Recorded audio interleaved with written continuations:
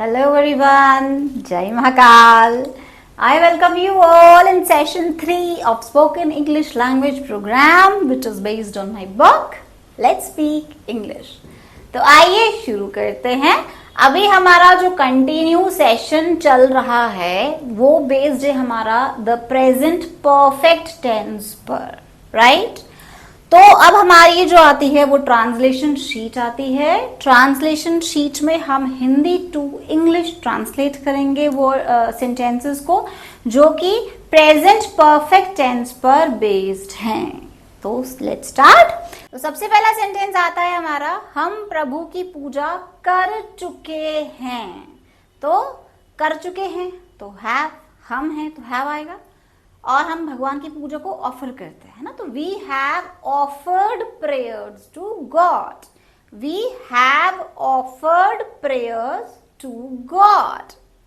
Second sentence आता है हमारा, हम प्रसाद ग्रहण कर चुके हैं। तो वी हैव, प्राप्त करना, रिसीव करना, तो we have received the Lord's offerings, मतलब भगवान ने जो हमको दिया है उसको हमने ग्रहण किया, और जो भी हमें प्रभु देते हैं उनका प्रसाद होता है। तो we have received Lord's offerings। Normally हमें भगवान आशीष देते हैं, ब्लेसिंग्स देते हैं, तो यहाँ पर हमें प्रसाद मिला है, तो that is we have received Lord's offerings। क्या तुम सिनेमा देख चुके हो? देखना इज वॉच, वॉच का second form watched, third form is watched, same. तो have you seen या have you watched the cinema? क्या तुम सिनेमा देख चुके हो? Have you watched cinema? आकाश में पंछी उड़ चुके हैं। The birds have flew, flown. The birds have flown in the sky. Then बाग में फूल खिल चुके हैं। बाग is what? Garden. फूल, flowers. खिलना is blossom, blossom, blossomed, blossomed. Third form और सेकेंड फॉर्म दोनों सेम होंगे इसमें। तो बाग में फूल खिल चुके हैं। द फ्लावर्स हैव, फ्लावर्स है क्योंकि प्लूरल है वो, तो the flowers have blossomed in the garden. The flowers have blossomed in the garden. क्या फलों के बागीचे में फल पक चुके हैं? पकना क्या होता है? राइपन, है ना, वर्ड एक है इसके लिए राइप। राइप मतलब पकना। उगना होगा तो वो ग्रो करना होगा। तो हम दोनों सेंटेंसेस देखते हैं। क्या फलों के बागीचे में फल पक चुके हैं? तो फलों का बागीचा इज वन मोर थिंग। फलों के बागीचे को हम क्या बोलते हैं? ऑर्चर्ड, है ना, ऑर्चर्ड। तो हैव द फ्रूट्स, पकना इज राइपन, तो have the fruits ripened in the orchard. Have the fruits ripened, ripen, ripened, ripened, ed आएगा उसमें। तो have the fruits ripened in the orchard। अब यहाँ पे ग्रो करना, अगर पक चुके हैं के बदले हम बोलते उग चुके हैं, तो क्या होता? have the fruits grown into the orchard। have the fruits grown in the orchard। हम खाने का स्वाद उठा चुके हैं। खाने का स्वाद उठाना हम वर्ड पढ़ चुके हैं, बहुत बार हमने हमारे इंडिविजुअल स्पीच में भी किया है, जिसमें हम टी का जो है वो आनंद उठाते हैं। तो उसके लिए क्या वर्ड है हमारा? रेलिश। फाइन। तो हैव यू रेलिश्ड द फूड? क्या तुम खाने के स्वाद का आनंद उठा चुके हो? तो खाने का स्वाद इज टू रेलिश, ठीक है, खाना इज फूड। तो have you relish, रेलिश्ड, रेलिश्ड, third form. तो have you relished the food?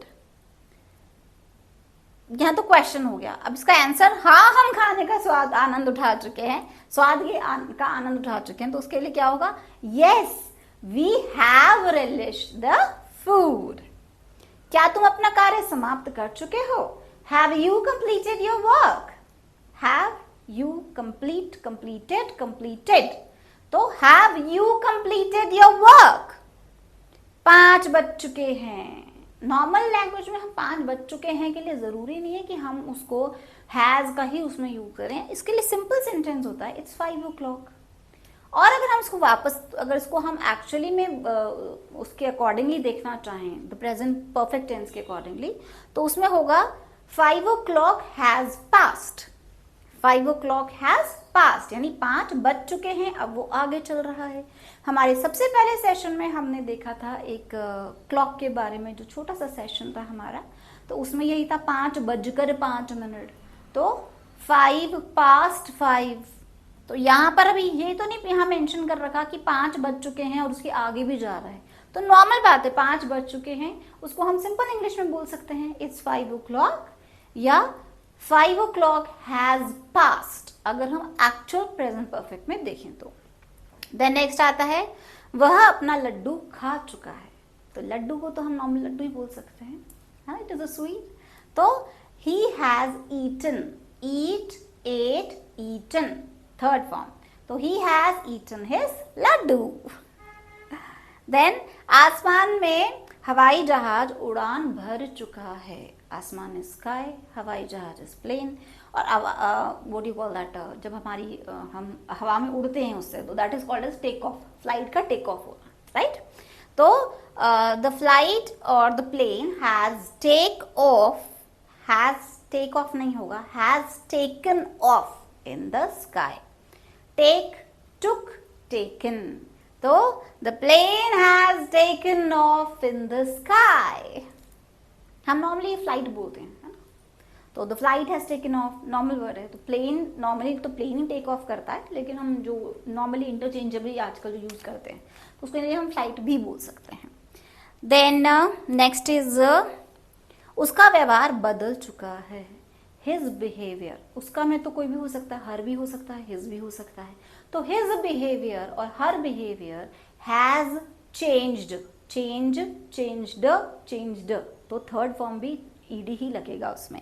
तो हिज बिहेवियर हैज चेंज्ड और her behaviour has changed. Next sentence है शिक्षक कक्षा में आ चुके हैं। शिक्षक हुए टीचर्स, और वो कक्षा में आ चुके हैं, मतलब वो एंटर हो चुके हैं। एंटर का थर्ड फॉर्म क्या होगा, एंटर्ड होगा। Second form is also entered, तो एंटर, एंटर्ड, एंटर्ड। तो द टीचर्स हैव, अगर एक टीचर होता, कक्षा में आ चुका है होता, तो हमारा हैज होता। यहाँ पे मल्टीपल टीचर्स आ चुके हैं, तो उसके लिए क्या होगा, हैव होगा। तो the teachers have entered in the classroom.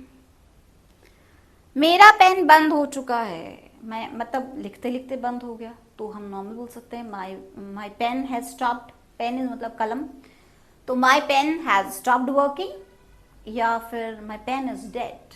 Normally normal अगर टोन में बोले तो, क्योंकि उसमें अगर हम परफेक्ट नहीं यूज कर रहे, इज तो नॉर्मल है, वो बंद हो गया, माई पेन इज डेड। अगर हम इसको एप्रोप्रिएट परफेक्ट में बोलेंगे तो my pen has stopped working. Stop, stopped, stopped, stop working. Then next is सूरज उग चुका है। द सन हैज राइजन, उगना is rise, second form rose, third is risen. तो सूरज is sun, the sun has risen. Road light जल चुकी है या स्ट्रीट लाइट जल चुकी है, तो जल चुकी है के दो मीनिंग हो गए, या तो वो लाइटन हो गई या वो जल गई, है ना। तो अगर हम नॉर्मल सेंटेंस में बोलेंगे तो हम बोल सकते हैं द रोड लाइट और the street light is on. इसको ऑन वर्ड नहीं होता है कोई भी, तो हैज ऑन बोलेंगे तो वो भी करेक्ट होगा। लेकिन नॉर्मल वर्ड में जो होती है हमारा सेंटेंसेस में, उसको बोल सकते हैं हम the street light is on, they have on.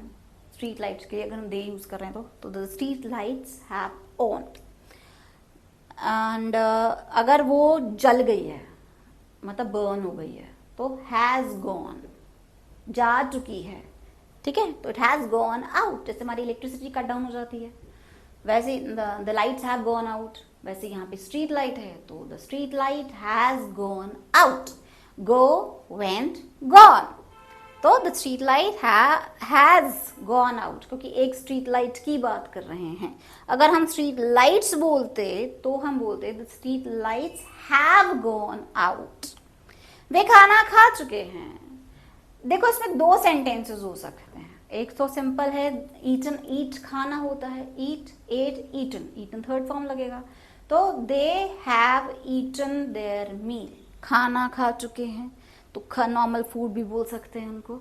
तो यहाँ they have eaten the food, they have eaten the meal, क्योंकि हम नॉर्मली मील्स खाते हैं, ब्रेकफास्ट, लंच, डिनर, तो मील वर्ड ज्यादा अप्रोप्रिएट होता है। एंड एक और वर्ड आता है हमारा यहाँ पे, दैट इज फिल। तो they have had the fill, fill मतलब पेट भर के खा गए तो that is they have had the fill, they have had their fill is also correct, अगर यहाँ पे वर्ड उनका होता तो। अब यहाँ पर है हम पहले ही पढ़ चुके हैं, पहले ही मतलब ऑलरेडी, पढ़ना मतलब रीड, तो रीड, रेड, रेड, लेकिन हम लिखते उसको रीड ही है, READ स्पेल करेंगे, लेकिन उसका जो प्रोनाउंसिएशन होता है वो रेड हो जाता है। तो हम पहले ही पढ़ चुके हैं तो ऑलरेडी, तो वी हैव ऑलरेडी रेड, क्या पढ़ चुके हैं इसमें ये नहीं बताया, हम ऑलरेडी पढ़ चुके हैं, तो वी हैव ऑलरेडी रेड। अगर यहाँ पर ये वर्ड आता कि हम पहले ही मैगजीन पढ़ चुके हैं, नॉवल पढ़ चुके हैं, किताब पढ़ चुके हैं, तब हम लिख सकते थे इसमें we have already read this magazine. Next sentence आता है वहां हम पहले से रह चुके हैं। तो रह चुके हैं का मतलब हुआ रहना, मतलब स्टे करना हो सकता है, परमानेंटली रिजाइड करना होता है, हो सकता है। तो दैट इज हम पहले ही नहीं है, वहां हम पहले ही रह चुके हैं, तो we have already been there, हम वहां रह चुके हैं, हम जा चुके हैं हम। And we had already resided over there, reside मतलब रहना, रिजाइडेड है ना, रहना, तो we have resided over there, we have been over there, ये सब करेक्ट सेंटेंसेस हैं, क्योंकि इसमें हमारा परफेक्ट टेंस भी आ रहा है, इजीली यूज हो रहा है। देन मेरा मित्र गिटार बजा चुका है, तो माई फ्रेंड एक इंसान है तो हैज, बजाना इज प्ले करना, तो my friend has played guitar, my friend has played guitar. तो दीज वर सम सेंटेंसेस जिनको हमने ट्रांसलेट किया है Hindi to English based on the present perfect tense. Hope आपको ये समझ में आया होगा। तो कीप प्रैक्टिसिंग, आप जितना प्रैक्टिस करेंगे, इसको जितना रिवाइज करेंगे, उतना ये आपको हेल्पफुल होगा आपको प्रोनाउंस करने में या बोलने में। तो एज आई ऑलवेज से कि प्लीज आप प्रैक्टिस कीजिए, जितना आप प्रैक्टिस करेंगे, उठते बैठते चलते फिरते कोशिश करते रहो कि ये सेंटेंस है, इसको क्या बोलेंगे, इसमें क्या टेंस लगेगा, इस जो वर्ब हमने यूज किया है इसमें कौन सा यूज किया है, इस पर्टिकुलर वर्ड को क्या बोलते हैं।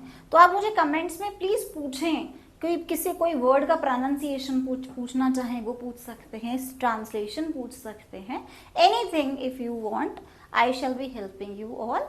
So again, one more thing, don't forget to like and subscribe my channel to master your skills in English. See you in the next session. Till then, bye.